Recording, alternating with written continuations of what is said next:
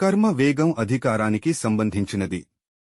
అధికారం ఉన్నా లేకపోయినా సాధారణ పరిస్థితుల్లో ఏ కర్మలు చేసినా అది మాత్రమే కర్మగా పరిగణించబడుతుంది.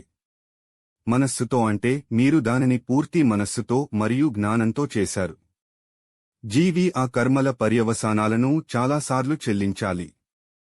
ఒక సైనికుడు యుద్ధంలో అనేక మంది శత్రువులను చంపినట్లుగా శస్త్రచికిత్స తర్వాత కూడా ఒక సర్జన్ రోగిని రక్షించలేడు మరియు అతను మరణిస్తాడు.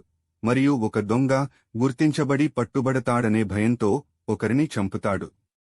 కర్మ అధికారం కారణంగానే వీటన్నింటికీ కర్మ వివిధ వర్గాలలో వస్తుంది. సైనికుడి కర్మ దేశాన్ని రక్షించే గర్వాన్ని ఇస్తుంది. సర్జన్ కర్మ అతనికి గౌరవాన్ని ఇస్తుంది, కాని దొంగ కర్మ అతనికి శిక్షను మాత్రమే ఇస్తుంది.